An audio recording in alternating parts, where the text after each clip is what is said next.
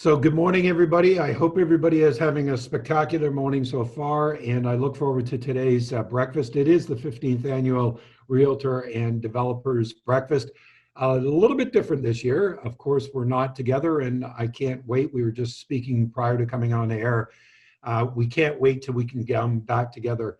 I want to start my remarks this morning by saying I hope that your family, your friends, your loved ones are safe and healthy. I want to thank you very, very much for your vigilance when it comes to following the guidelines of our healthcare professionals. This is an important period that we're going through right at this particular time. As you know, the city of Oshawa and Durham region is in orange at this time. We really want to make sure that we stay in this stage. We don't want to see us move into the red stage. In the next 6 weeks, especially for our retailers and our service industry, it's a really important time for them. So we're asking everybody to be vigilant. I also want to take this opportunity to be able to say thank you very much to all those that are associated in the realtor industry and also our development industry. And the reason why I want to thank you is many of you have taken the opportunity to be able to utilize assets that you do have to be able to acknowledge our frontline workers throughout the last 8 months. Many of us are under the understanding that COVID has been with us since about March 11th, 2020. And the last 8 months have tested us, changed us, made us innovate. We've had to diversify, we've had to pivot, but you've shown great leadership by acknowledging frontline workers and the contributions that they make. I was really impressed as I've gone by houses that are up for sale or development sites where there are signs up saying, thank you to our frontline workers. And our frontline workers are not just our nurses and our doctors or our orderlies. It's also our transit operators. It is our PSWs, our long-term care facilities, those that made sure that we kept things moving forward and that the service industry was able to help you and your family. How about those people that were delivering groceries from our grocery stores? So I just want to say thank you very much to both industries for showing the leadership that you did and the encouragement. That type of encouragement and support goes such a long distance. For many of you, you probably have heard me talk about 3 things that we're really trying to accomplish at the great city of Oshawa. One is to make sure that we are always looking at innovation and how we're going to innovate. If innovation had perfect timing, I would say 2020 is perfect timing, because each and every one of you have had to innovate in regards to how you operate your business and how we're delivering our services to our customer base.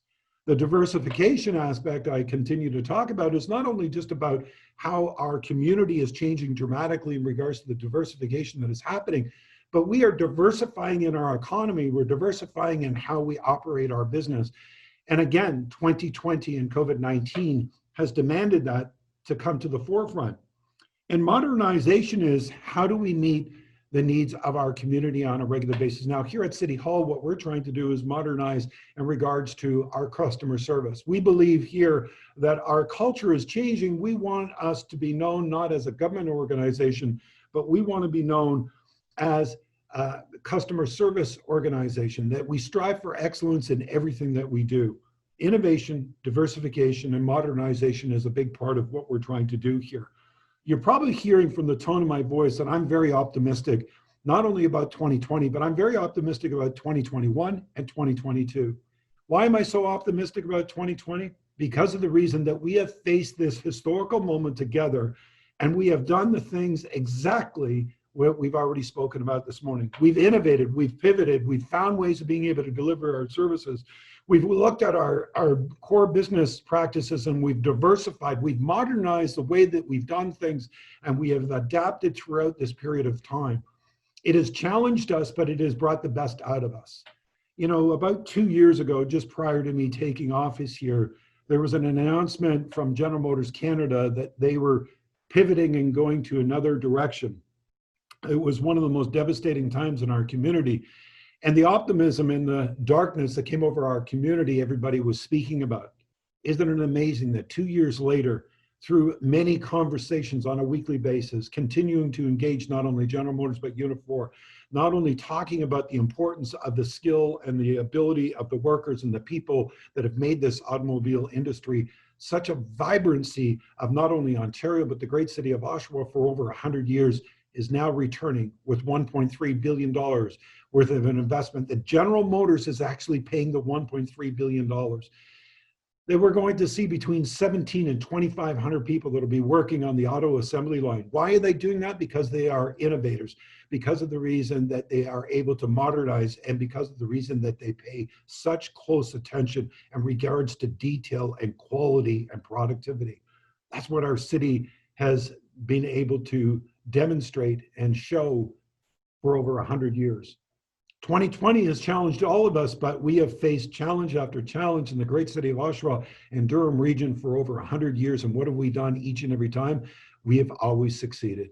You know, this year we have been certified with seeing that we actually are optimistic in our community. You know, COVID-19 should have suppressed our construction industry, and what have we seen? We've seen over $400 million worth of building permits that have been issued out of the great city of Oshawa. What have we seen? The Conference Board of Canada is saying that in 2022, 2021, and in 2020, we're going to be able to see our economy grow at approximately 3.1%. We are seeing our unemployment rate decreasing, employment rates increasing. We're seeing more investment coming into our community, and we're seeing that our real estate industry is flourishing because so many people understand the great qualities that we have: world-class education, world-class healthcare, a beautiful community, an affordable community that is safe, vibrant, and this is the place where you want to bring up your family. 2021 awaits us, and with great optimism and with the dedication that we have demonstrated through this historical moment will benefit us as we move forward. I'm lucky to be the 34th mayor of the great city of Oshawa. Once we had become a city, I have that wonderful opportunity to be your servant, the one that is the people's choice to be able to make sure that their voice is heard. It was put to me throughout 2020 that there was two important roles that I have to play as the mayor of the great city of Oshawa. One is as the chief encourager officer, and also I have to play the role of also the chief consoler when we face hardships and hurdles. I'm optimistic as we move forward because of the strength of our community that has been demonstrated time after time. This morning we gather as a group to be able to talk about where we're heading and some of the hurdles that we faced in 2020, but what awaits us in 2021 and 2022.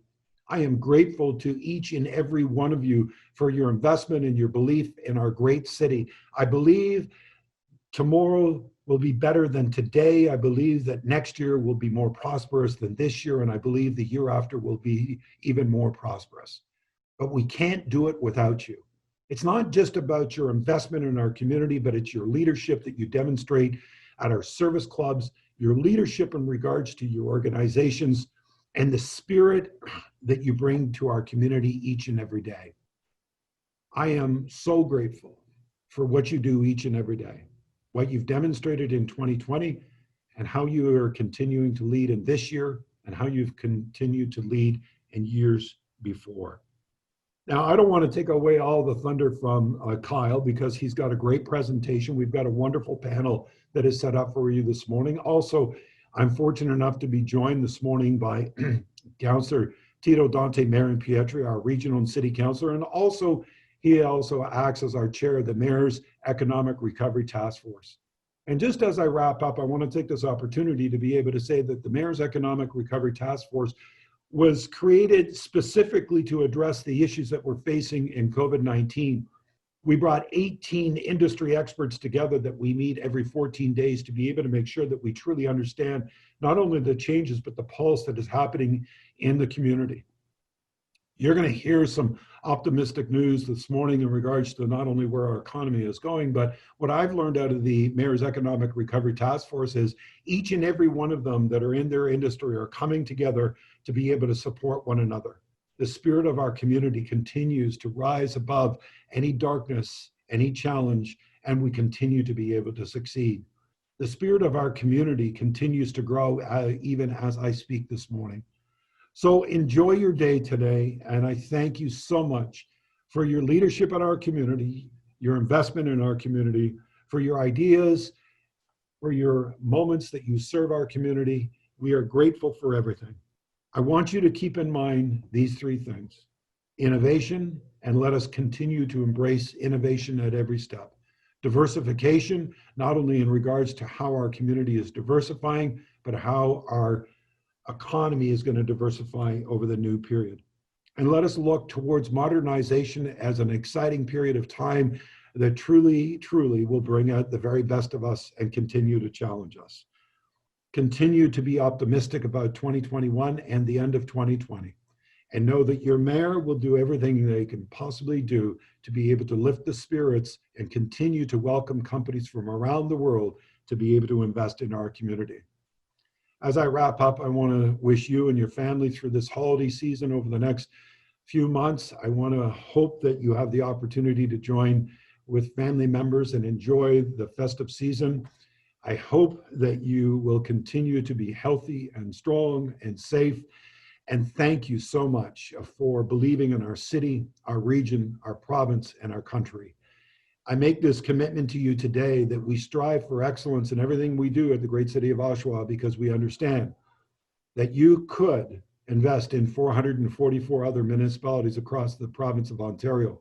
We want to make sure that you understand that when you come to do business with the city of Oshawa, we respect your business, we honor your investment, and we honor the belief that you have in our city. So that's it for this morning. I'm going to pass it over to Kyle Benham, I believe our Director of Economic Development. I want to thank our panelists today. I want to thank you for joining me this morning. I wish that I could see you all, but I wish you all the best throughout this period of time. So good morning, everybody, and have a glorious day. Mr. Benham? Thank you, Mayor Carter. And Brett, if we want to go to the next slide.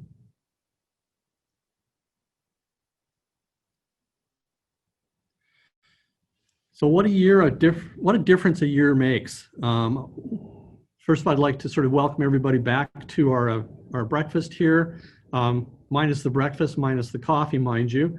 And for those new participants, sort of welcome. We hope to see you again next year, and actually hope to see you in person next year.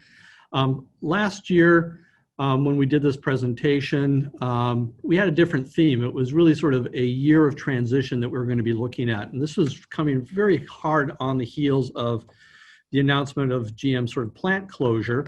And like I said, what a difference a year makes. And so, you know, in thinking about a theme for this year, the one that really came to my mind was rebound. And I think that's really what we're looking at. And I think over the last 2 weeks, last month, we've seen some really very positive signs coming forward. In terms of sort of the fundamentals in the city, sort of the development perspective that's coming forward. And we'd really like to sort of run through some of that today to let you have a good sense of kind of what's happening here in the community, and to really put a little bit of background and some facts and figures behind sort of the enthusiasm that I think the mayor expressed quite eloquently. So if we could just move on. So the good news is that we actually started from a really very good position going back a year or so, in that we'd really look at that fundamental transformation of the economy over the last number of years, you know, led by healthcare and our educational sector growth. You know, healthcare, which is still not kind of a well-known fact, is sort of the largest sector here in the city of Oshawa. People still think of sort of manufacturing, and I want to talk a little bit about that as we go forward. But we really have gotten to the point where we're able to weather many additional storms that we may not have been able to a number of years ago. So right now we're sitting at about 6,800 jobs in Oshawa. We've seen that shrink just a little bit. We'll get into some of the employment numbers here in a minute. And about 11,000 sort of companies, majority of which are actually relatively small. And that's just sort of the nature of both Oshawa as well as Ontario and North America in general. Before I leave this slide, I just wanted to talk a little bit about sort of manufacturing. We're looking at that at about 5.7% of sort of the overall employment within the city. And that had factored in sort of the previous announced closure at GM. So next year, this slide will be fundamentally altered as that employment starts to come back. Moving on. So development activity has really been kind of the silver lining that we've seen here in the city this last year. And I think it caught us all a little bit by surprise. And we were actually really incredibly grateful and a lot of gratitude in terms of the fact that the industry has, you know, maintained the confidence and has been able to move on. We're on track to get just over about $400 million of sort of permit activity in this year. Most of that's on the residential side, and we'll look at some of those projects as we've gone forward. And this is really coming off, again, a number of really strong years over the last little while. We got that dip in 2019, which in many ways, some of the industrial development helped sort of pull those numbers up in 2019. It'll also help us in 2020.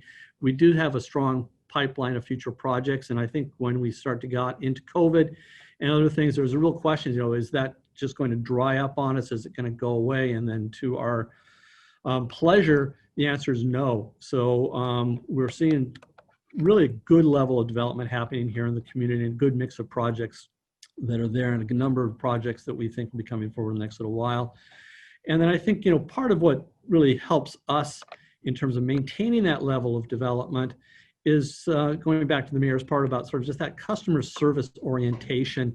And the Altus Group just put out a little study a little while ago, noting that we had about the best development approval time in the GTA. And I think it's something that we're very proud of and are making the most of it. Next slide, please.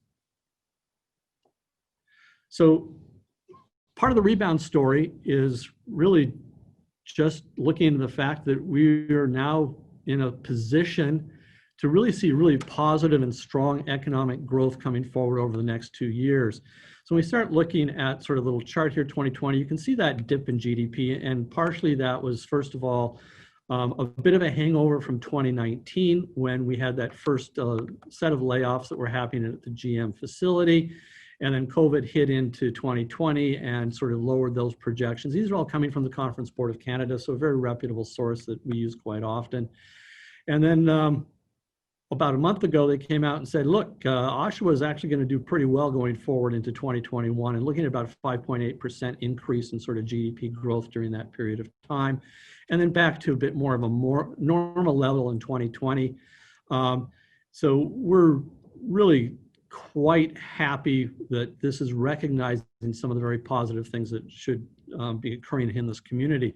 The other thing to note about that 5.8 projection growth is that was done before the GM announcement. We'll talk about that a little bit more.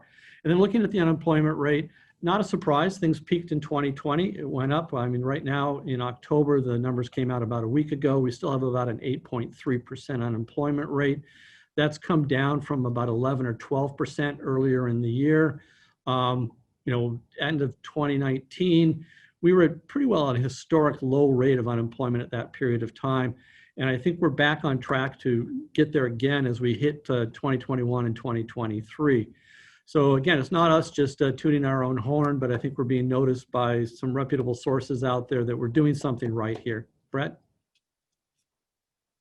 So let's talk about GM. I mean, that is kind of the big news, and the mayor talked quite a bit about it. 1.3 billion investment. They're reestablishing the truck line. 2 new products that will be coming off of that. I mean, they're not new products to them, but they'll be kind of new, a new product mandate for the facility down there. They'll be doing sort of a high-end and their medium sort of a pickup truck. Pickup trucks are really good news for us because that's kind of the biggest growing market sector across North America. So it gives us a really good runway in terms of sort of that assembly operation. Looking between 1,400 and 1,700 jobs returning to sort of their facility.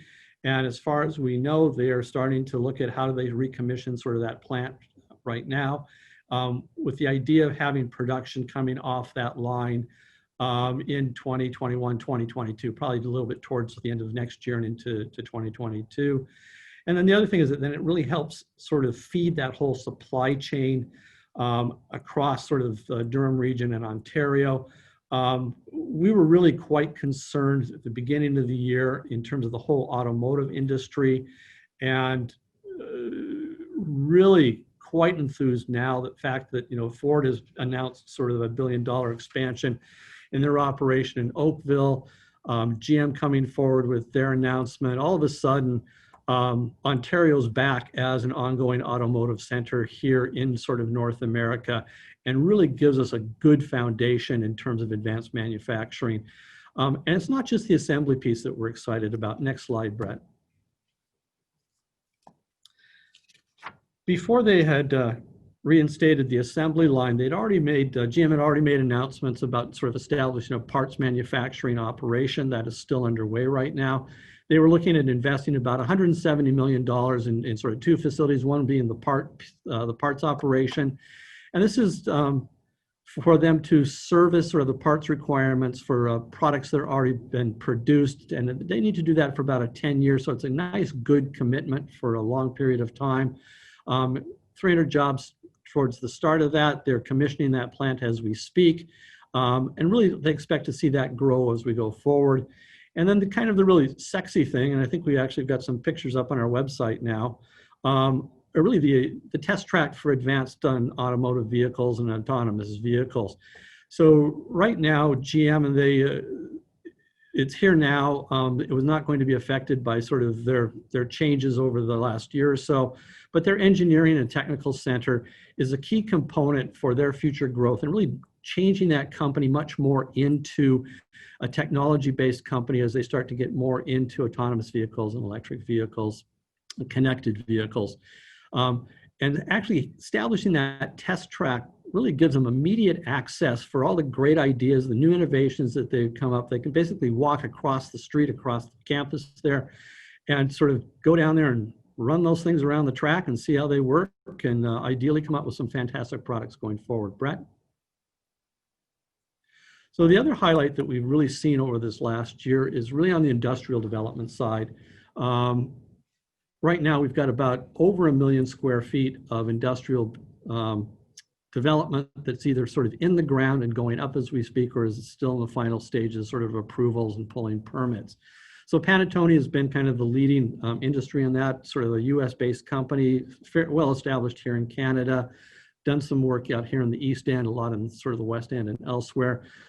Their phase one project is under construction, 600,000 square feet of space in 2 different buildings. We assume that it'll probably have a bit more of a manufacturing logistics focus and expect to see anywhere from about 300 to 600 jobs as part of that. They were so happy with that one that they said, okay, well, let's buy another piece of land up the street, which they did, which is kind of the phase 2 project. Another 400,000 square feet of development, and they've pulled the permits on that and expecting to see some constructions happening in that in 2021. Next. Some of the other industrial projects, 980 Thornton Road, this is actually kind of sandwiched between the 2 Panattoni developments. It's complete. It's 100,000 square feet, 107,000 square feet of new space there. And it's about 80% leased at this point. So, and we're going to be making some announcements in terms of sort of who those tenants are. They've asked us to sort of hold off until they're ready at this point. They really only got sort of 1 unit left at this point. So if you know somebody's looking for that last 20,000 square feet, send them our way. A couple of smaller projects that will really help round out that portfolio. On Taunton Road, we've got an industrial condominium building coming forward, about 97,000 square feet, 64 units. And then around the corner from the Panattoni and the 980 Thornton piece is another set of industrial condominiums coming forward, about 60,000 square feet of space, anywhere from 5 to 10,000 square foot units, and they're in for essentially site plan approval at this point. Next. I want to talk a little bit just also about the Port of Oshawa. They were amalgamated with the Hamilton Port Authority about a year plus ago. And are doing some really interesting kind of work down there and having some really great conversations here with the city. Their most recent development has been putting in a grain silo to really help sort of service the agricultural sort of community in Durham region, as well as sort of the eastern sort of province here. I think one of the things that our farming community was finding is that it was taking just that much more time and effort to ship their product by truck off to sort of Montreal to get it loaded onto the ships that they wanted to go. So the concept was, okay, well, if we put a grain terminal in here now, then that saves them time and effort. It really helps support that agricultural sector, which is actually still one of the largest economic sectors across Durham region. And has all signs that it's going to continue to grow and flourish going forward. Excuse me. The other thing to note about sort of the Port of Oshawa is that they are in the process, HOPA, the Hamilton Oshawa Port Authority, is redoing their land use plan for that entire sort of facility, it's an entire asset down there. And so we're really looking forward to them coming forward with their draft over the next number of months for discussions both with the city and sort of the community. Next. So our next big piece coming forward is going to be the Northwood Business Park. This is going to be kind of our leading edge innovation and technology park, just north of Taunton Road there, sandwiched between sort of Stevenson and Thornton, sort of going north. We've been working on this for quite a while, and it's really just starting to come to market now. We've got a couple of active development applications in that area that we're working on. And we've put the zoning in place for it a little over a year ago now. Currently, we have it serviced up to Conlin Road, and we've also set aside a spot in that area for a potential hospital expansion. So Lake Ridge has been looking at sort of what's their next big move going to be. They're looking at a bit more of a regional hospital, and we think we've got the best site there for it, partially for a couple of reasons. It's really just down the street, across the creek, if you will, from Ontario Tech University and Durham College, and just the synergies that are there between sort of the programs that those operations are doing and what they could be doing in Lake Ridge. We think it's a natural sort of win-win kind of situation for the community, for Lake Ridge, and for the institutions. We're really keen on that going forward. And then another piece that should be kept in mind is this last year at Durham Region, the local municipality spent a lot of time making a case that, you know, we've got a shortage of industrial land here in the East End. It's a GTA issue, but it's also out here. And we needed to really start to change how we sort of service these employment areas and bringing them forward. So it took us a while, but we got to the point where the Region Council now has essentially said, yes, we will get into the pre-servicing game. We have put forward a number of sites across the region. Ours are focused very much in the Northwood area. And they've actually have given essentially pre-approval to doing that servicing as long as it's coordinated with the road work that we need to do in there. And they've actually put some budget allocation aside for it from some of their reserve funds. So as development comes forward and as our environmental assessment work and some of our road work gets done, we're going to be able to speed up the time to service these lands into anywhere from 12 to 18 months versus 5 to 6 years. And so that's a huge piece for us moving forward. Next. I want to talk a little bit about RioCan. I've had a slide on sort of this presentation for the last 2 or 3 years saying it's coming, it's coming, it's coming. Well, you know what? It's here. So it's under construction up at sort of Winchester and Simcoe. They've got, I'm just looking at my notes here, I think it's like 34 buildings that are coming forward. A number of tenants that they've already signed up in terms of sort of Costco, Sobeys. Actually, I shouldn't have said Costco. Costco's actually come in with a site plan. It's actually not under construction at this point, but they've submitted the site plan application, and so we're starting to process that as we speak. 35 commercial units, about 14 different buildings that they're putting in there, and it's really just an amazing job they're doing that. And of course, you know, at the same time, we've got the road work that's happening around that to make sure that it functions very effectively when it starts to go into occupancy and open up either towards the end of this year or early into 2021. We anticipate that there's probably about 500 jobs in the first phase there, another 1,500 jobs coming in as sort of that development gets completed. Next.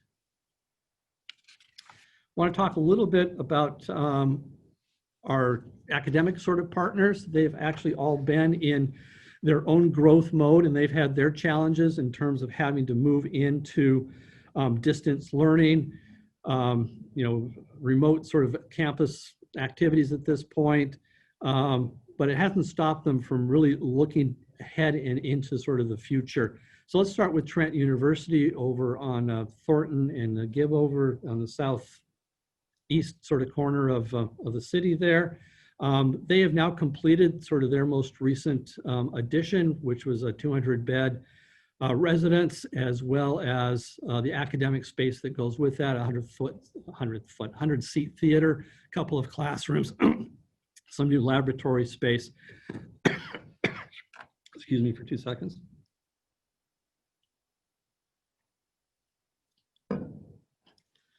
So they had anticipated that it would be fully occupied in time for the school year. Well, COVID threw a wrench into that, and so they've had to restrict the number of students in there, but there are students in there. I think they're about a third capacity, which they felt they could do sort of safely. But it really sets up sort of their future growth plans. They're looking to increase their enrollment to about 2,500 students over the next number of years. And then beyond that, they've actually acquired a couple of other properties adjacent to their sort of existing campus and are just starting now to look at sort of what their future plans are and sort of their next going forward. Next. Ontario Tech University, always something good going on up there. Automotive Center of Excellence connected to our AVEN project, which stands for Advanced Autonomous Vehicle Innovation Network. Sorry, I had a little brain freeze there. We're one of the few regional technology development sites across Ontario. It's associated sort of with that ACE Center, and it really helps augment what they're doing with respect to their climatic wind tunnel, their rolling ground plane. It's an opportunity for them to play a significant role in terms of sort of the future of that whole industry going forward. And there was a recent announcement last week about Project Arrow, which is really a made in Canada, made in Ontario attempt to come up with a carbon neutral vehicle, if you will. And so Ontario Tech is going to be the location where they actually do some of that pre-prototyping and some of that early construction on that. And then working, I believe, with Windsor and others in terms of some of the development of that. They're just finishing, not finishing, they're about halfway through their new student center, about a $40 million sort of project. The crane is up, it's in the, it's being constructed as we speak. And it's going to allow them to really centralize a lot of their Faculty of Health Sciences and create a really interesting kind of high-tech simulation lab there to really take that next level of education and learning for their students into sort of the advanced world here. Next. Durham College, I think this is probably, no, actually they've got a physical expansion going right now too. But it's really kind of some of the other things that they've been working on that have really got us excited. Their esports arena has been up and running now for 18 months and has proven to just be an amazing, one-of-a-kind kind of facility for them in terms of attracting students, as well as preparing them for careers and jobs in areas that none of us even thought existed 2 years ago. So we're looking at sort of this esports gaming market, about 1.6 billion. They've got a varsity team that they use the facility for and are able to do a number of sort of competitions and training pieces. It's an amazing facility. If you're ever up there, it's really worth checking in. And it's created a whole new buzz. I think it really comes alive in the evening. And, they'll have 200 people in there late into the evening, versus a campus that's usually a bit quieter in the night. They're doing their skilled trade center expansion. We'd love to say that this is in Oshawa, but it's actually right across the border at their Whitby campus. About 60,000 square feet in new facilities, $35 million sort of expansion.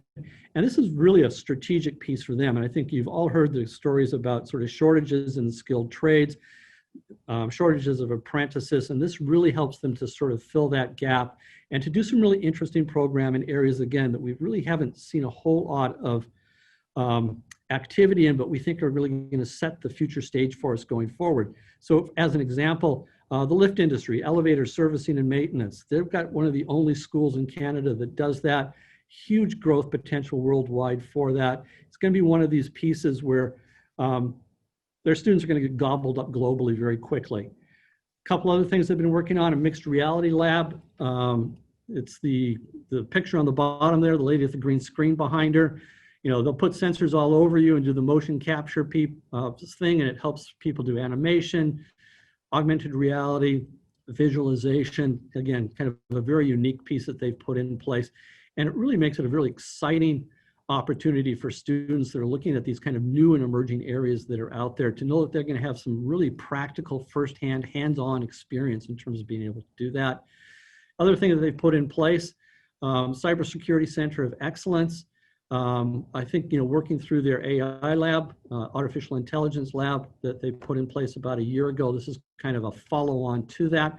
I think when they got into the entire artificial intelligence piece and working with small companies in terms of trying to make that whole topic relevant and meaningful for small companies, that they immediately ran into A, issues around cybersecurity, and B, just huge market opportunity. Not a day goes by where somebody else does not get hacked. And this is, for better or worse, a huge growth industry internationally, and ideally for Oshawa on a go-forward basis, given the incredibly strong assets that we have, particularly in our post-secondary institutions. Next. I want to talk a little bit about sort of the future. Columbus Part 2 plan process is well underway now. There's some concepts that have been put forward for discussion in the sort of the community in terms of the draft secondary plan. A lot of residential opportunities sort of coming forward. We got some future employment lands adjacent to the 407 up there. Servicing for those is going to be a few years away and probably happen as we sort of get more of that residential stuff going. But it's going to be, again, that sort of that next new community here within sort of the Oshawa boundaries, and will really keep us on a path for ongoing strong population as well as sort of residential and ideally industrial commercial growth as we move forward. Next. Just want to talk about some other projects that are underway right now.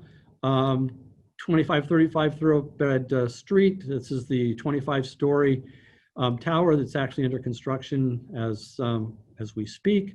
A couple other projects on Arctic Red Drive and Coldstream Drive. Again, showing that the whole residential piece continues to be of some interest. The market dynamics, and we'll let Roger speak more to those as we get into the panel discussion, have been a real pleasant surprise for us. Moving on. 550 Bond Street is virtually complete at this point. It's a 129 unit retirement home. Bond just east of Stevenson, or right around sort of Stevenson there, west I'm there. Bit of a medical office piece going into there at the same time. It's really a very nice looking building, and really pleased to see that as an addition to our skyline here in the city. Next. I want to talk a bit about downtown. We've done some work over the last year and a half, it continues, to really look at what does the future of the downtown look like, and sort of where do we think it's going, where do we think it should be going. We've got some, obviously issues now in terms of sort of COVID, and the daytime population has diminished a little bit as people are working from home, but we're expecting that to come back. And looking forward, we wanted to capture a couple of things in sort of a graphic, and this is what we've been able to put together. And if you look at sort of the gray kind of blobs there, the gray buildings that are there, that's existing development, those things that are in the ground right now. The orange color are things that have been approved for growth, and some of them are actually under construction. Some are still waiting for them to pull their permits and get in the ground at this point. And then the purple pieces are those sites that we think actually have some future development potential, generally sort of slightly underused, a place where some land assembly could happen, and it creates some really dynamic opportunities. And really, we've been using this to talk to potential investors, to talk to landlords, property owners, to say, look, we think you've got a real good opportunity here. What can we do to help you move forward on that and get some of this going? And we've been very grateful that we've actually seen some uptake on that. So there's that old roller rink that was at the corner of McMillan and King Street. That's been purchased and is coming forward with a residential development. We're just waiting for their rezoning application to come in on that. The post office has been sold, we believe, conditionally at this point for a mixed-use development. Really looking forward to seeing that get off the ground and really creating a good, strong anchor at one of the key intersections at Athol and at Simcoe there. Next. So just to give you a sense of kind of what this actually kind of means in terms of the downtown going forward. Right now we really do see the downtown as sort of a cultural hub, a growing neighborhood unto itself, going to be one of our major employment districts. And from our perspective, a really unique asset here in the East GTA. I think what we have found, particularly with a younger generation and some of the tech companies we've been talking to, they're looking for a different dynamic. They're looking for an urban experience. And I think we're one of the few places east of Yonge Street that can actually provide that on a real and meaningful sort of basis.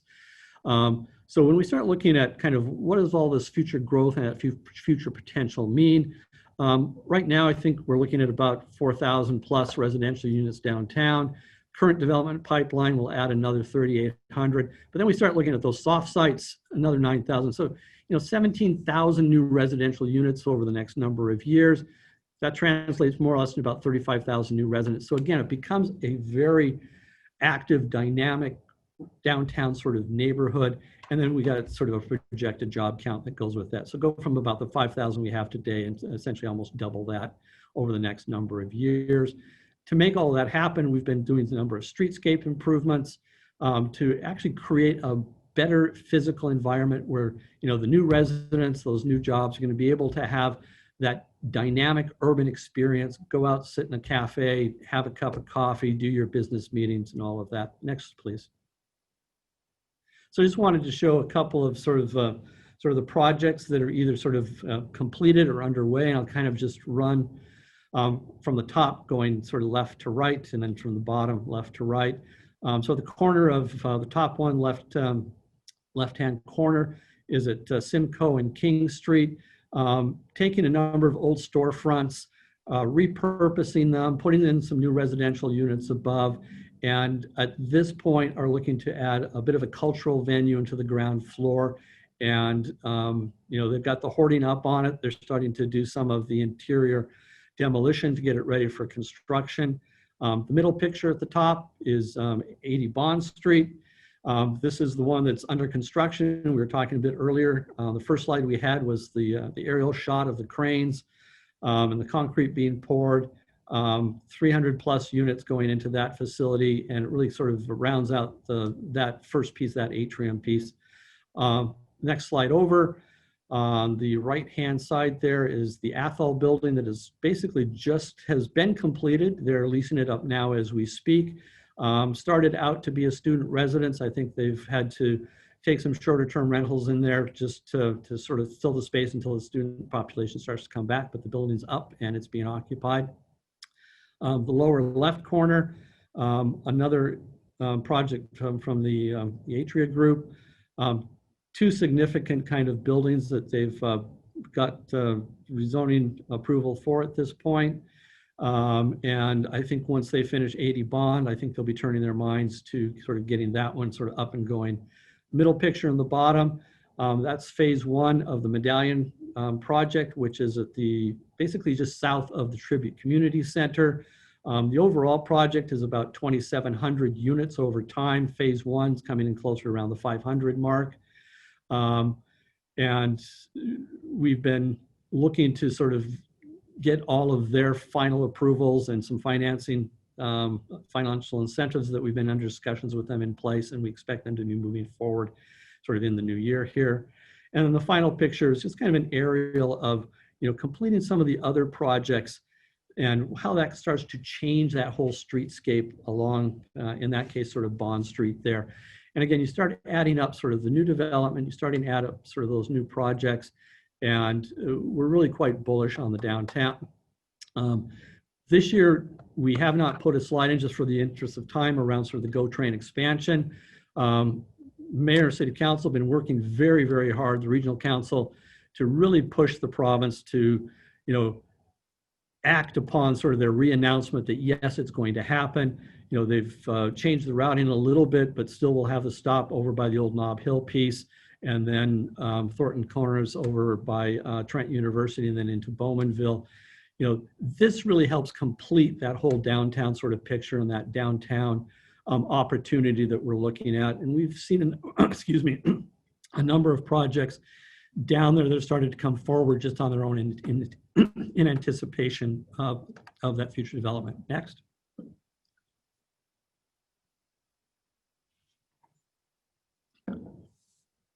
So tried to keep my part of the presentation this morning a bit shorter than usual, because usually I've got another 20 slides, 20 pictures to show you in terms of development that's happening around the city. But we wanted to make sure that, we had a chance to get into our panel discussion. We wanted to change the format a little bit this morning so that you have a different perspective from sort of other players here in the community. But one of the things that we continue to do on a regular basis and keep it as updated as we can is our tour of growth and development. And this is embedded right in our website. And it really charts about 75 projects that are happening across the city and that are proposed. And it's a piece that we use when we're talking to investors, to potential developers, to give them a sense of what's going on around them. And we really suggest that, it's there as a tool for the development, the real estate community to use also. And we encourage you to have a look at that. And I think I'm going to stop there and start to introduce our panel. So this year we've decided to change the format a little bit, and partially because there's so much that's happening out there. We wanted to bring some different perspectives to the table other than just us telling you all the great things that are happening here in the city of Oshawa.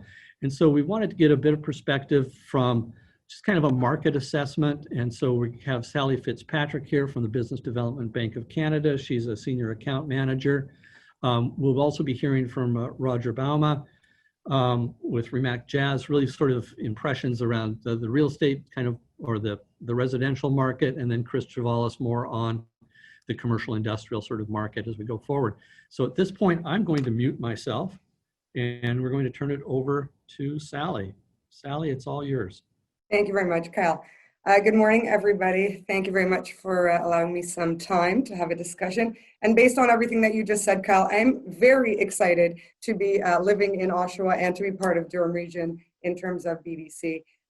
So how we work with your clients in order to kind of serve the community and to bring all of this together is obviously through some financing. So we do have more than 2,400 employees across BDC with 123 different business centers to support you. Next one, please. So this is just a quick snapshot about 6 months ago as how BDC has been supporting the Durham region. We do have 6 financing team members, 2 advisory members. We have about over 200 businesses that we're actively working with in the Durham region. I know it could be covered by my picture over there, but we have contributed to about 1.3 billion in revenue generated by our clients in the Durham region. And I mean, this is obviously 6 months ago. During COVID, there was a huge outreach, either businesses that were affected by it or those that were able to thrive through it and needed some additional financing in order to continue. So I'm just going to touch quickly on a little bit of what we've been seeing, because similar to what Kyle has said, a lot of these new initiatives that have been coming into Durham region, we do get to see some of the opportunities because the financing aspect needs to also be considered. So we've been seeing a lot of inquiries on industrial space, new builds, mainly from manufacturers, wholesalers and distributors, as well as storage facilities, some supermarkets and some trucking and transportation.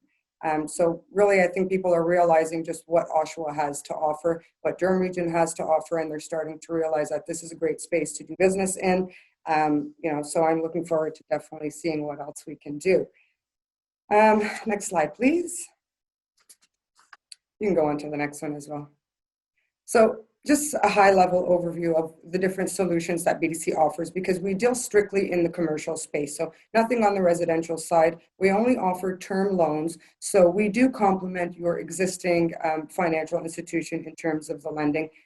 High level here, what we can offer, anything regarding commercial real estate equipment, business transitions, working capital for growth, technology financing, because as the mayor spoke of, there is a lot of technology that is happening right now. A lot of people realizing that they have to pivot in terms of getting online. So how do you sell online? What are the tools and resources that you might need? These are definitely some things that we're also seeing, coming down the pipeline between myself and my colleagues in the Durham region. Next slide, please. So mainly in terms of, the real estate part of it and the construction part of it, we can help in many different ways. So you can purchase land, you can, construct on new land, you can buy existing, It's owner operated. We can also deal with people that are looking to be landlords. So a lot of the times supplier premises what approaches us. And this can also include expansion or improvement of an existing premise. And then we also do have our advisory services that can assist in terms of how to take your business to that next level. You know, anybody can add an addition on, but then what about the operational efficiency side of it? What about other items that might need to be considered in terms of continuing that growth?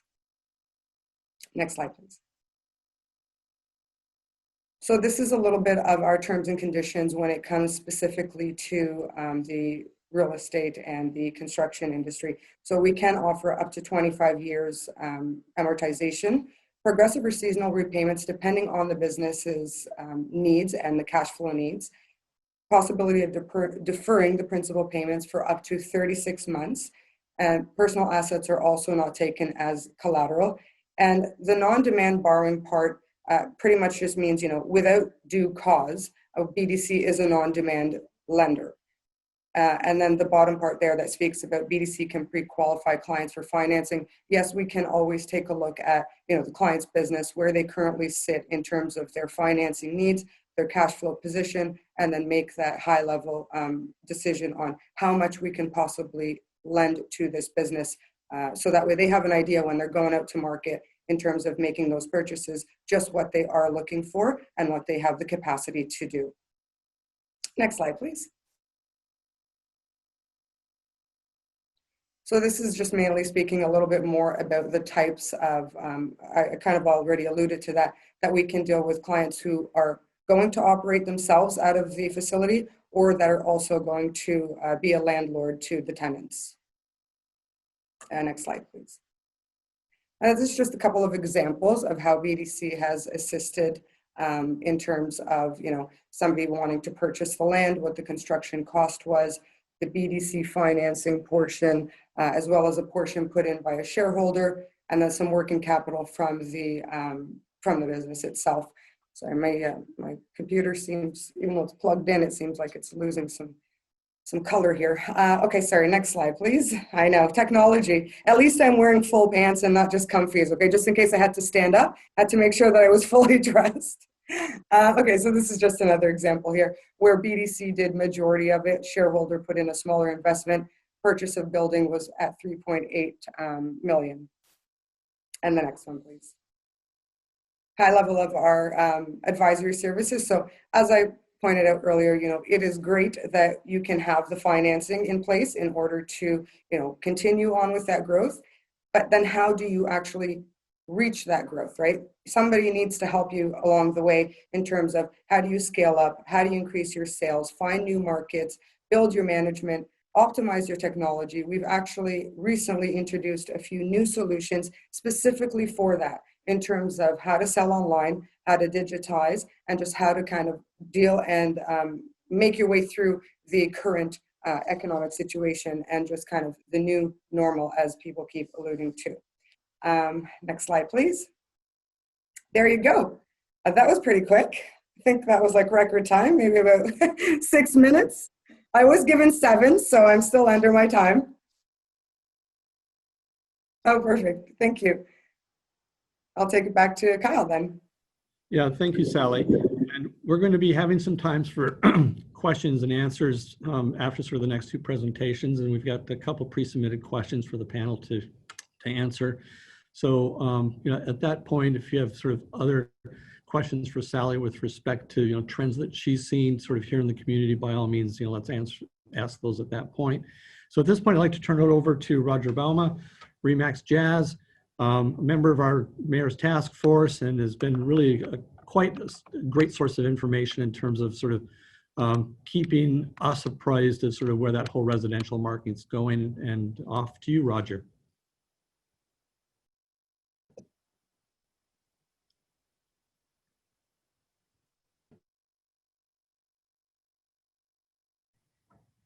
There we go. It helps if I unmute myself. Thank you, Kyle. Thank you, Sally.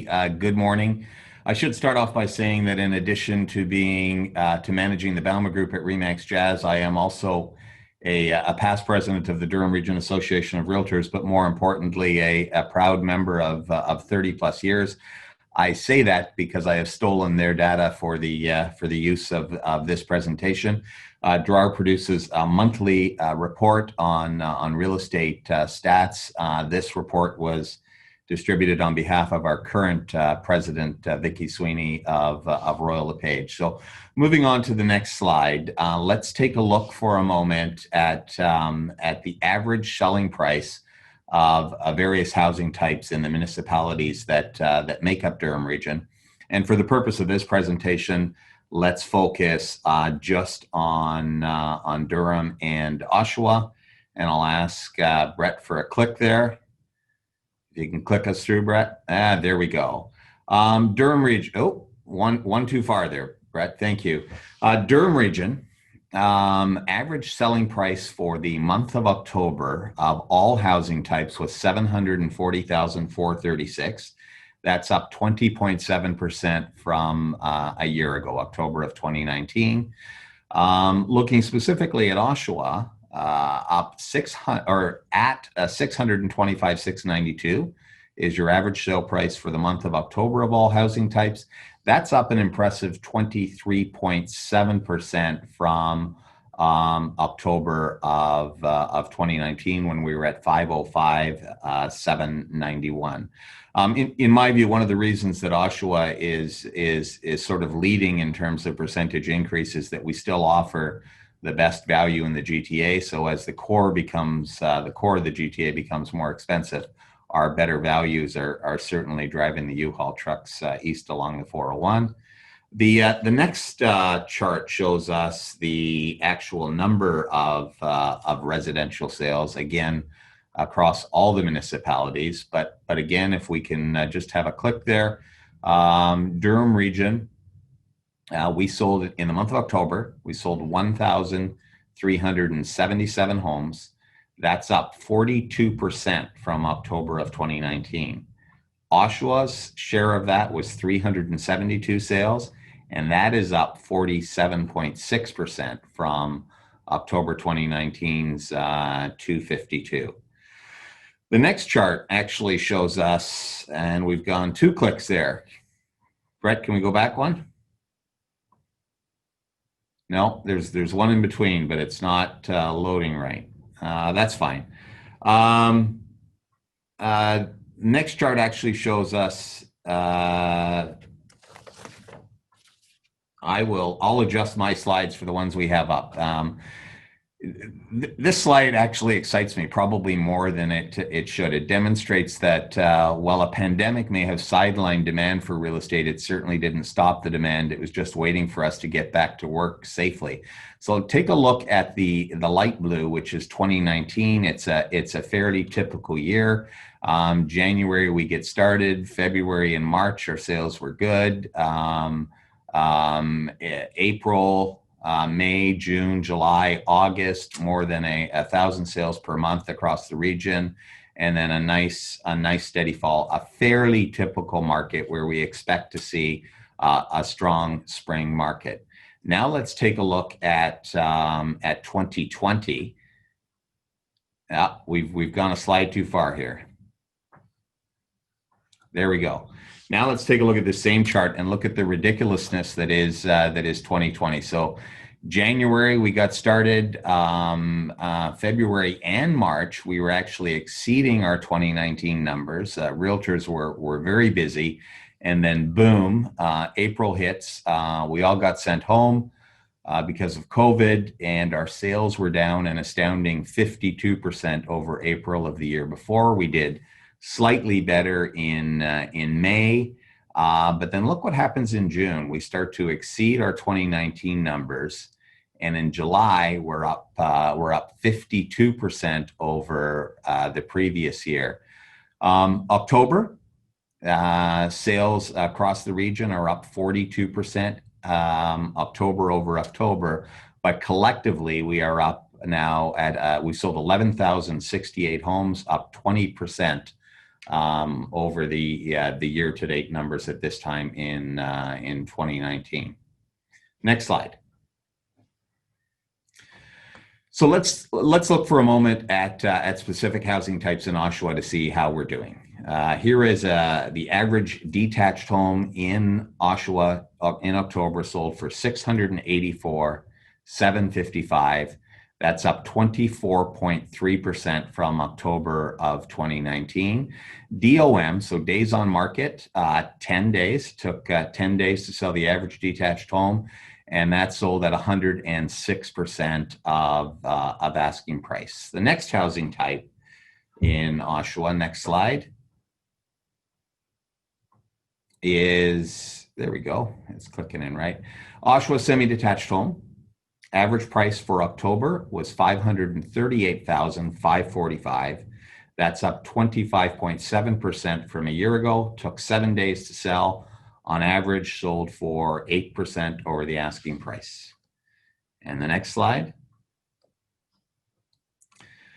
The attached row townhouse, it's what we call a freehold townhome. So it's a townhome where you're not paying condo fees, attractive in the market. You still have a front yard and a backyard.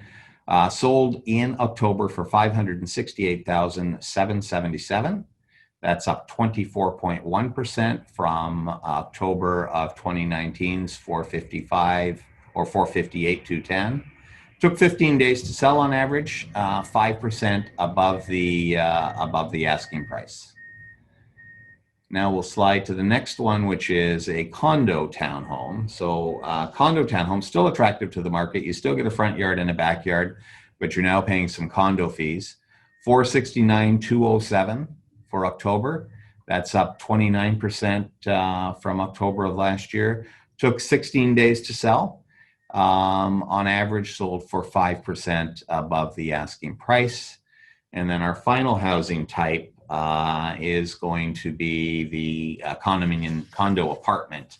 And on average, and keep in mind we've got various types of condos in Oshawa, but on average sold for $323,563. That's up a little more modest, but still an impressive 16.7% from October of 2019's $277,278. And these took 16 days to sell. On average, they sold for 5% over the asking price. Next slide. So where are we at in terms of active listings? How is our inventory? And if you could just give me one more click there. It might be 2 clicks, actually. It is. It's 2 clicks. All housing types, in terms of new listings in October, we had 472 new listings come online during the month of October. That's up, actually. We like to see a decent inventory. That's up 7% from October of 2019.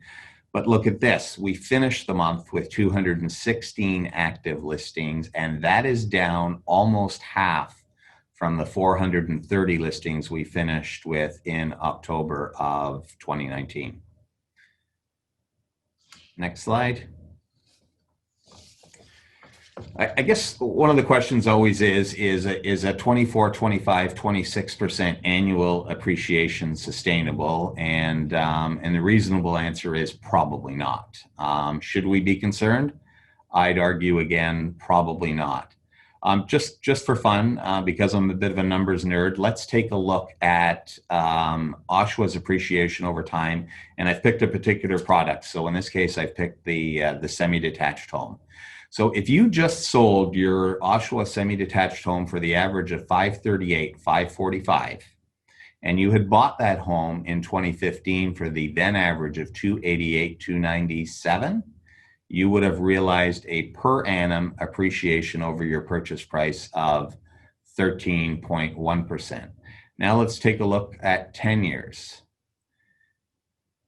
So if you were smart enough to buy that same semi 10 years ago, you would have purchased it for $171,482. Still an impressive annual appreciation of 12.1% per annum. And let's say you were really smart and you bought that semi 20 years ago for the then average of $128,707. Your annual appreciation would have been 7.4%. If you look at these two values, 128,707 and 538,545, that is a 4.2 times multiplication. You would have sold your property for more than 4 times what you purchased it for 20 years ago. Let's take a look at the next slide. So what are the usual market drivers? And I'll just get Brett to click through these with me. Usual market drivers of all real estate markets: young families, couples getting married, having their first child, requiring they want to move out of their apartment. They're looking to have their own home. That drives them into the market. Growing families, kids are getting bigger. They have different needs. They may want to move municipalities because there's a sports team they want to join. There may be school considerations. They might just need more space. Empty nesters, a lovely couple here having a cup of coffee in their 2,000 square foot, 4-bedroom, 3-bathroom, double car home, and they decide they no longer require that space. They want a bungalow or some form of retirement housing. And of course, employment relocation is always a driving factor. As GM hires people, hopefully some of those people are going to move into our community and become part of our community. So these are typical market drivers. What else affects us though here in Oshawa is what we call GTA market drivers. This is Ministry of Finance's numbers. The GTA is projected to be the fastest growing region in the province, with a population increasing by 2.6 million or 36.7% from just under 7 million now to just over 9.5 million by 2046. So where is that growth coming from in the GTA? Some of that is rural Ontario moving into the GTA. At some point, more than 50% of the population of Ontario will live in Toronto, Halton, Peel, York, or Durham. It is caused by immigration, and of course, some of that is homegrown, our children having children. If you look at this GTA though for a moment, you realize we've got Lake Ontario to the south, Oak Ridges Moraine, and a lot of Greenbelt to the north. We are effectively an island, and that will continue to cause pressure on real estate values. Next slide, please. So are there some COVID market drivers? And some of this is going to be anecdotal at this time. I'm sure we'll have some better data on this later, but I would argue that we certainly have seen some COVID market drivers. We've personally experienced grandparents that want to move in or out of our community to get closer to grandchildren that they used to be able to fly to visit, and that became difficult. Our own son and daughter-in-law living in a townhome to the west of us here with 2 kids and a dog. She was working downtown Toronto and is now working from her kitchen table. They're looking for a 4-bedroom home in either Oshawa or Curtis so that she can have a home office that she doesn't have to clean up in order to have dinner with her family.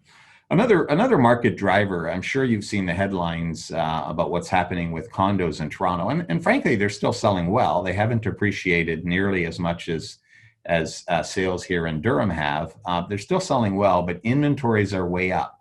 So where is the seller of that condo looking? Let's look at this particular condo. So 438 King Street West. It's an 18th floor, 550 square foot, 1-bedroom, 1-bathroom, probably bought by someone who wanted to live close to work and is now living very close to work because, as you can see in the picture on the right, it's the corner of his bed. So if you could sell that, and this one just sold, and you can give me another click there, Brett. This one just sold October 22nd for $635,000. Now, if we go to the next slide, imagine if you could take that money and you could buy a lovely detached home at 869 Traddles Avenue in Oshawa with a front yard and a backyard and lots of space. And this home, by the way, was just listed by local real estate agent Bernice McNutt. She works with Coldwell Banker. And just sold for, and you give me another click there, Brett, just sold for $620,000. Interesting, the buyer of that property was represented by an agent out of Yorkville in downtown Toronto. Folks, I'm sure we're going to have some time for questions. As I always say, buying real estate is not day trading. It's a longer term investment, but obviously I'm bullish on real estate values in Oshawa going forward.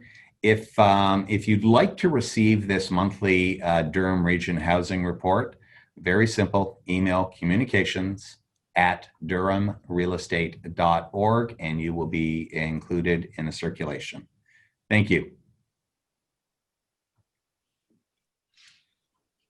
Thank you, Roger. We're now going to turn it over to Chris Travalis with Royal LePage Frank Real Estate to talk a bit more on the commercial, office, industrial side. Chris, over to you.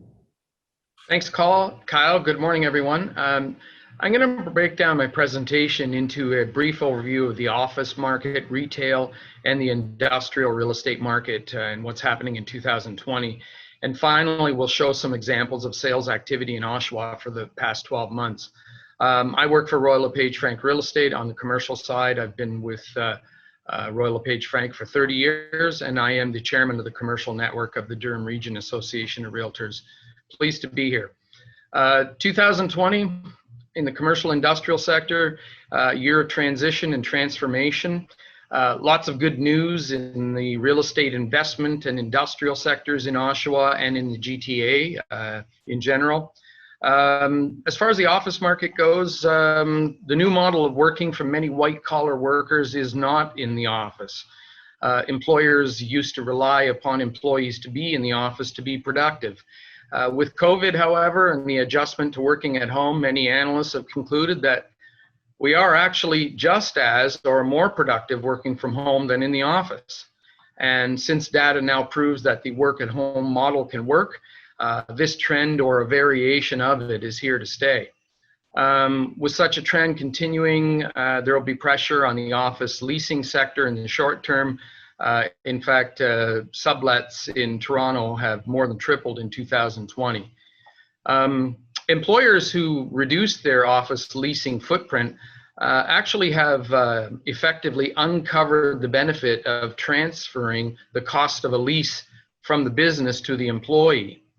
And this permanent shift will have a long-lasting impact, not only on the office market, but also on ancillary services such as restaurants. Some companies will still require in-person meetings, and that's not going to change. Plus, companies who are in growth mode can't train new employees working from home. So the anticipation is that the office market will stabilize. Landlords and tenants alike will be under pressure to adapt to more stringent cleaning protocols, plus increases in insurance costs. But tenants who proved viable during the pandemic will have the upper hand in negotiating with landlords moving forward in the short term. In Oshawa, the high level of education of students in growth sectors will help bolster the office market in the future. So it's a good news story for Oshawa. The retail market, again, good news, bad news. It's no surprise that non-essential retail has been the hardest hit of all major commercial sectors for obvious reasons. Lack of foot traffic, the explosion of e-commerce due to COVID have forced some iconic brands to either shutter stores or go out of business.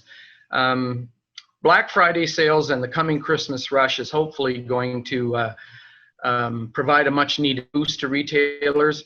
Operators with a strong online presence will persevere and actually have done reasonably well during the pandemic. Landlords of enclosed malls like the Oshawa Centre will need to do a better job of luring customers back into their shopping centers.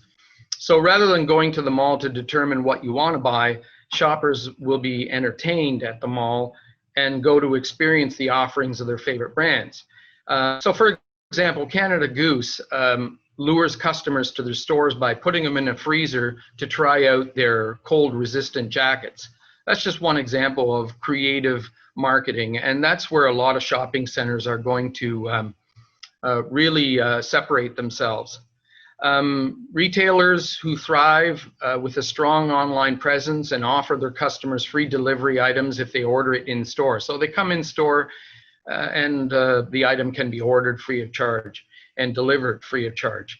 Many retailers, as people may know, have drastically reduced their inventory that they carry in store. And as a result of this changing shift in buying habits, adapting retailers may in fact reduce their square footage requirements.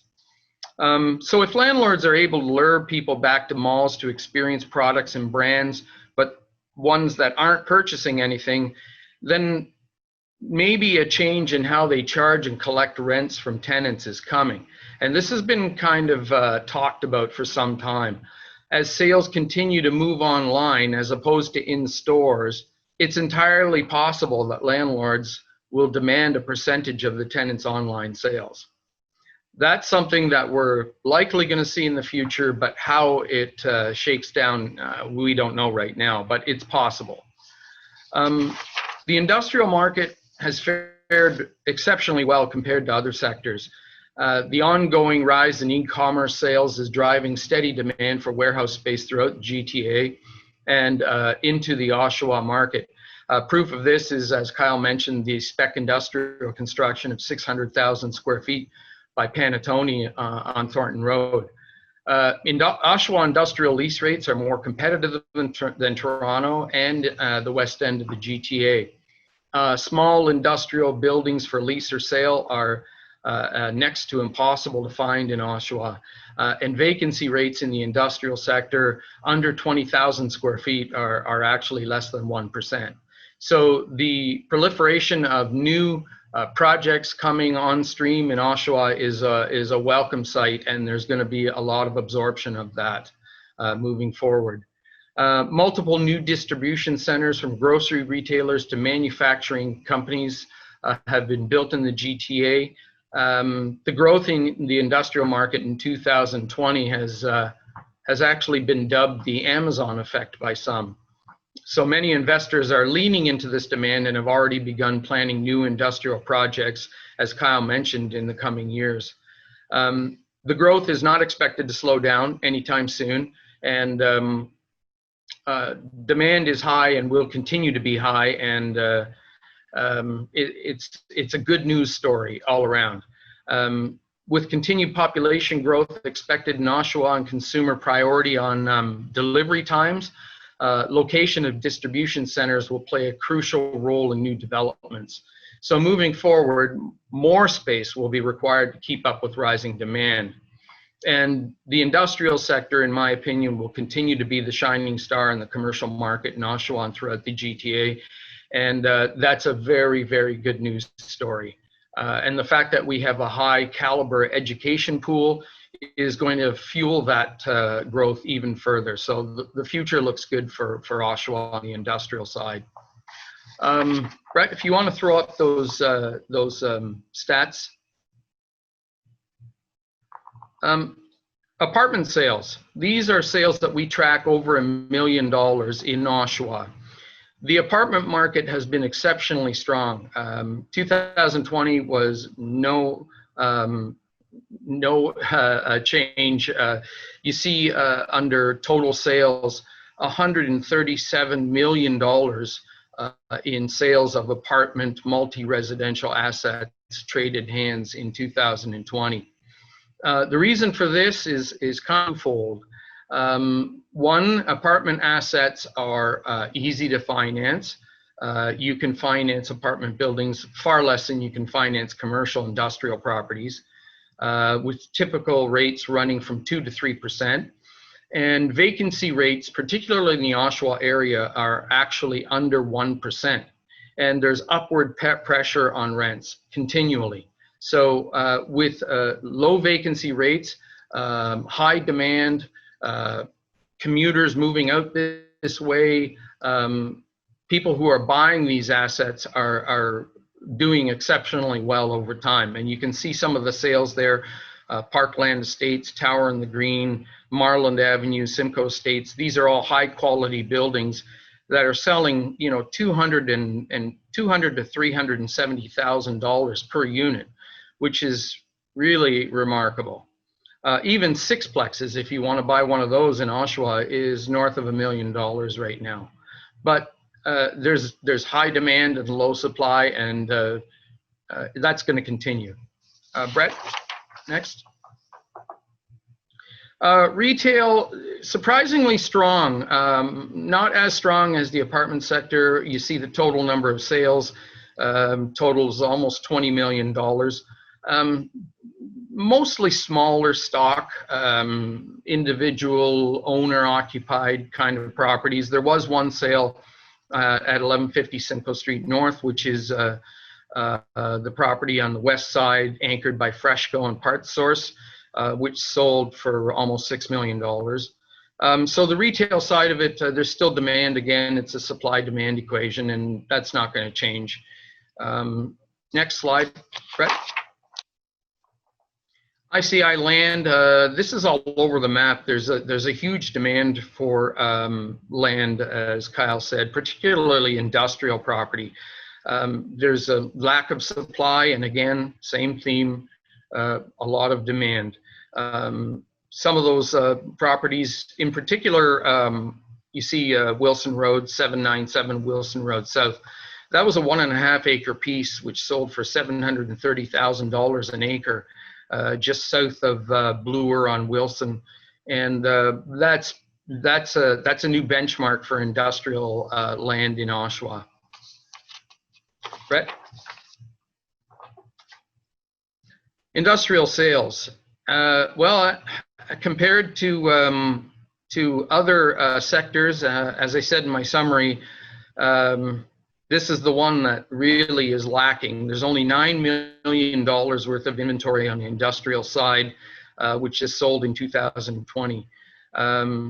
Again, supply and demand. I hate to sound like a broken record, but that is the case. The one significant sale there that's listed is 1180 Thornton Road South, just south of the Panatone project, and that was Canada Cartage Systems, which sold for $6.78 million for just shy of 20,000 square feet. And you can see the price per square foot is actually $350 a square foot, which is, again, unheard of in Oshawa. So the demand is going to increase for the reasons our other panelists have stated, and Kyle as well. There's a lack of supply, and that is just market dynamics right now. So that's my presentation. Thank you very much again, Kyle, for inviting me to speak. That's great. So thank you to all of our panelists. We're now going to move over to the Q&A portion. We just have a few minutes, but to start things off, I'm wondering if the panel would like to comment on their outlook for the performance of the Oshawa real estate market and whether you see any good opportunities for investment over the next year or two. I don't know. I guess that's for you and I, Chris. I think that Oshawa is going to continue to offer the best value in the GTA, and I think Oshawa is going to continue to benefit from that. So I'm optimistic in terms of valuations going forward.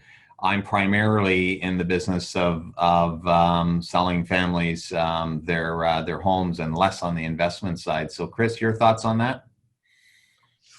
Well, I think the demand is there. It's going to increase. Good news stories like General Motors reinvesting in Oshawa are going to make Oshawa more attractive moving forward. And I think prices are just going to push upwards. I don't see any relief of that whatsoever. There's just a lack of supply. So the apartment side, very strong. The industrial side, very strong. The office side, user opportunities, very strong. Investment stuff, we don't carry a lot of that in Oshawa. There isn't a lot of investment grade office product. But the retail side, surprisingly strong demand for that. Rates are just cheap. Commercial financing rates haven't been this cheap in 30 years I've been in the business. I've never seen rates this cheap. So it's very, very good. It's a good news story moving forward. And actually, just Chris, to follow up on your point, Sally, maybe you could talk about where you guys see rates going and things like that over the next little while. Sure. I mean, BDC is actually, because we are kind of a complementary lender in the market, our rates are always a little bit different.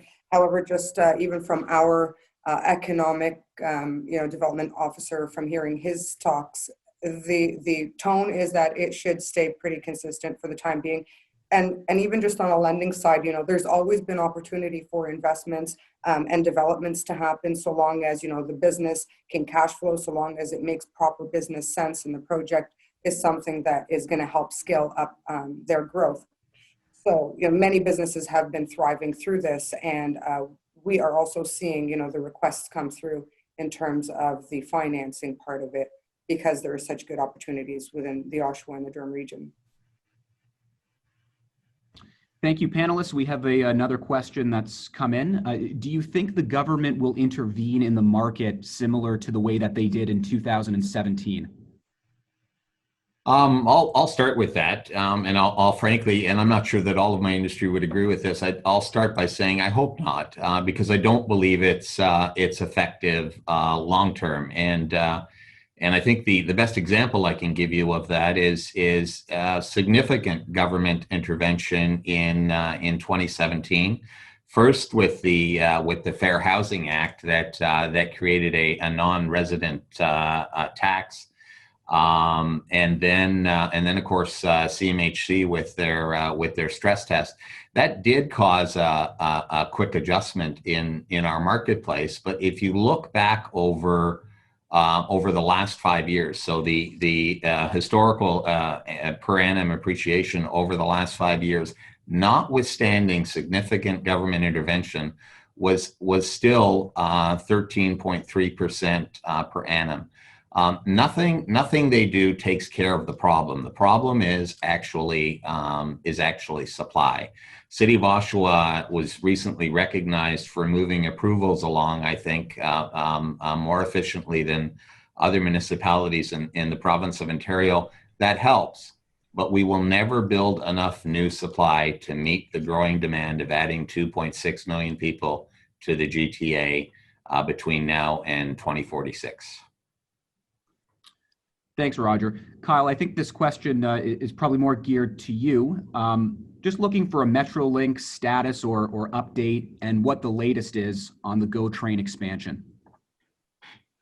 So they have revised their route, if you will, made some minor shifts to it, and have confirmed that there's still looking to have sort of the two stations here in Oshawa, one sort of Thornton Corners, Thornton and Gibb. Location to be determined depending on sort of how they come across the bridge, the existing bridge that they plan to reuse there. And then turning east and then going over to the Nob Hill site. I think the question said, is there an opportunity to have yet another additional station at Harmony in that? I don't think so at this point. I mean, we're trying to keep them focused on kind of what they announced and make sure that they get that done. And that's the priority, because I mean, that's the holy grail for us in many ways in terms of really unlocking that further potential here in the community. As we get into sort of, later stages, then there's going to be opportunity to have some of those conversations. But you have to appreciate it's a GO system versus more of a subway system. So, they're going to want to have certain headways between stops and things like that.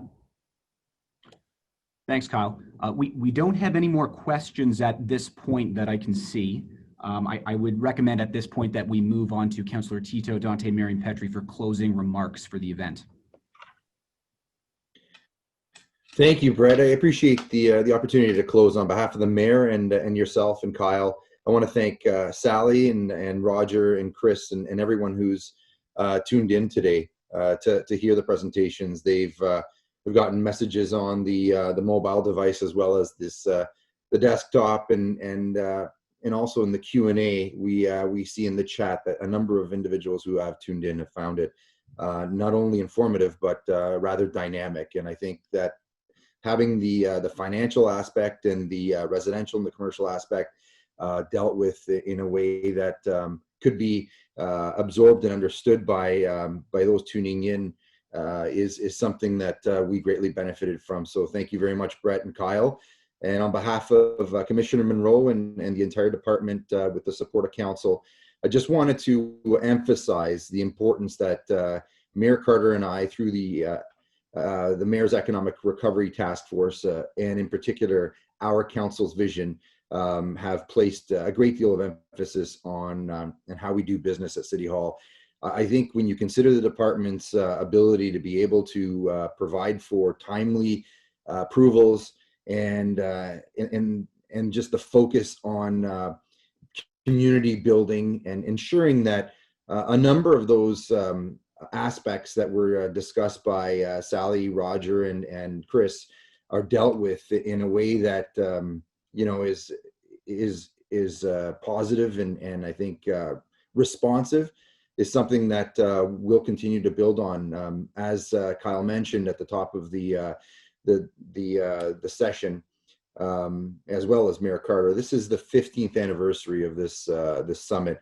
It's unfortunate that we're forced to do it virtually this year, but we're looking forward to something even more tangible and exciting and as dynamic as we've offered in this year, but hopefully marrying what I believe we're starting to see trend in our favor here in Oshawa specifically, and it's helping the region of Durham, and that's the marriage of traditional industry with the knowledge-based industry that we've been actively and intently trying to create with the help of partners such as Ontario Tech, Durham College, and Trent University, and even Queen's at Lakeridge.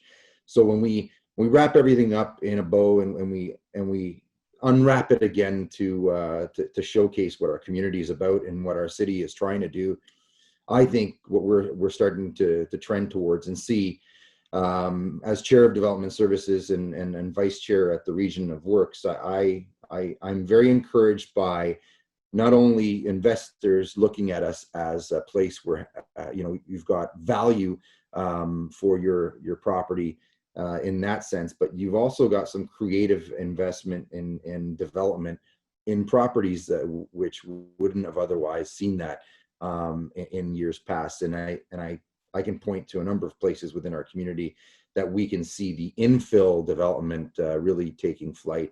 And that not only being for residential, but it's also starting to transition the pivot, as the mayor spoke of, as well as Kyle, in areas that really we kind of sort of had to lead the industry to take a look at. But in this case, and in many cases as we move forward, I want to thank the efforts of realtors in the Durham region through DRAR and those specifically looking at Oshawa as a prime place to invest.